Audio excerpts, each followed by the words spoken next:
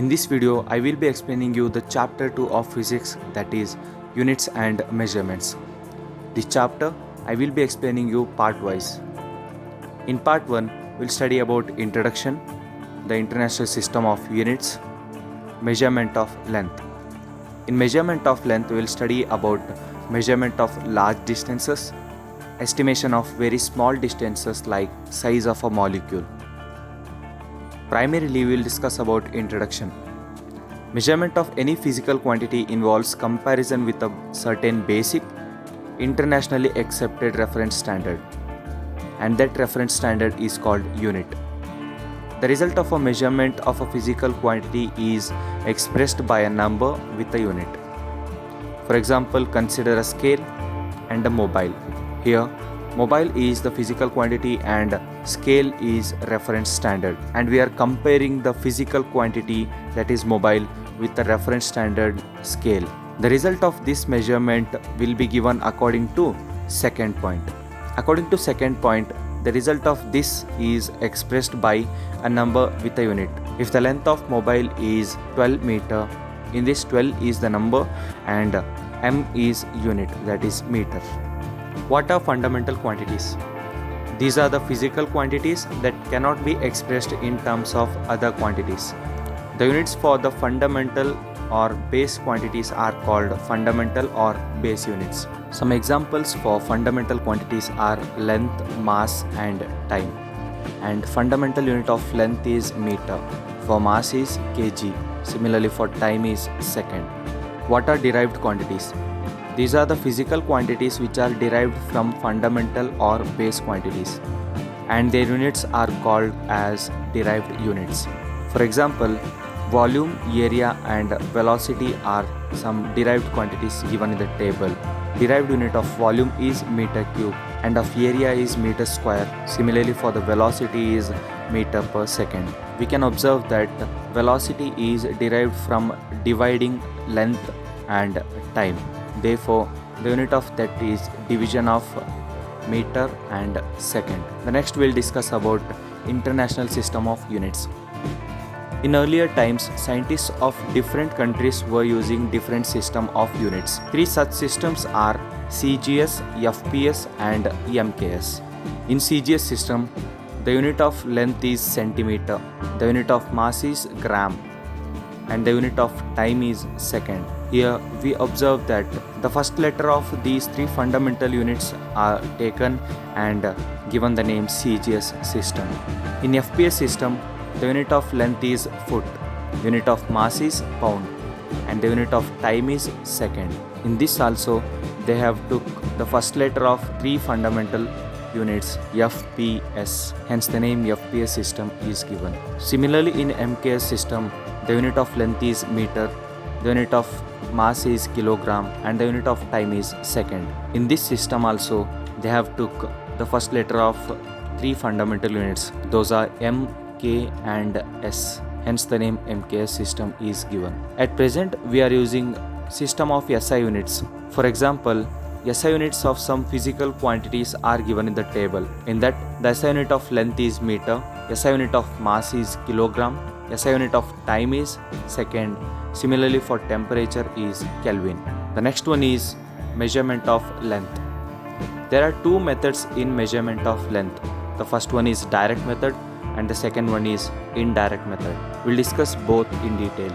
In direct method, a meter scale is used for lengths from 10 power minus 3 to 10 power 2 meter. A meter scale is shown in the picture. A vernier caliper is used for lengths to an accuracy of 10 power minus 4 meter. A screw gauge and a spirometer can be used to measure lengths as less as to 10 power minus 5 meter. This is a screw gauge and this is vernier caliper. So these are some direct methods to measure small lengths. To measure lengths beyond these ranges, we make use of some special indirect methods. Measurement of large distances. Large distances such as distance of a planet or a star from the earth cannot be measured directly with a meter scale. In such cases, an important method used to measure that large distance is parallax method. Before we discuss about parallax method, we need to know what is parallax. You can see in the picture there is an object of yellow color and we are seeing that object from different points. For example, if you see from point A, then the image of that object forms on blue square. And if we see the object from point B, the image of that object formed on the red square. By this example, we got to know that if we change the position of wave, then the image formed is at different positions. This effect is called parallax effect. Before going to an example of measurement of large distances, we need to know about the concept that is relation between radius, arc and angle. To derive that, consider a circle. In that, consider a curve and the endpoints of that curve are joined to the center. The radius of circle is r and the angle between the two radius is theta, and the endpoints of curves are AB. We can say that AB is an arc or is a curve of a circle. Therefore, by the definition of angle, we can say that angle is equals to arc length by radius. That is, theta is equals to arc divided by r. If we join two points, that is A and B, by a straight line, that straight line will nearly coincides with the curve. Therefore, we can say that arc of AB is nearly equals to length of AB or straight line of AB. Therefore, we concluded that arc of AB is nearly equals to straight line AB. Consider another circle of radius r, and in this considering big curve, that is AB. If we join point A and B with a straight line, the straight line will not coincide with the arc AB. Therefore, we can say that arc of AB will not be equals to straight line AB. With the first figure, we can say that if the angle is very small, then we can take arc of AB as a straight line. Now, let us discuss about measurement of large distances. Consider Earth and Sun, and we are measuring the distance of Sun from the ground. We can say that the distance between Sun and point A is d. Similarly, from other point B, we are measuring the distance between Sun and point B, that is d. And the distance between A and B is small b. Let us draw this triangle separately and apply parallax method to it. So this is the triangle got from the previous picture. Here theta is very small, and that theta is called parallax angle or parallactic angle. As the planet is very far away, the ratio of B and D will be very less than 1. Therefore, theta is very small. Since we know that if the theta is very small, then we can take curve as straight line or straight line as curve. Here we can take straight line AB as curve AB, that is arc AB, whose center is S and the radius is D. From the definition of angle, we know that angle is equals to arc length divided by radius. Here the arc length is arc EAB, that is B, and the radius is d. Therefore, we can write theta is equals to b by d.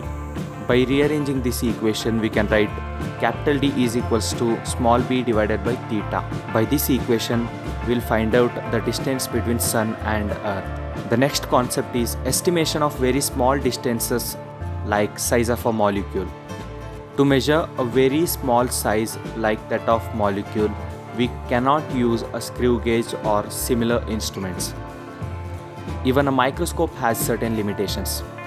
An optical microscope uses visible light, and visible light range is about 4000 angstrom to 7000 angstrom, where 1 angstrom is equals to 10⁻⁻10 meter. Hence, an optical microscope cannot resolve particle size smaller than this. Instead of visible light, we can use electron beam. Such electron microscopes with a resolution of 0.6 angstroms have been built.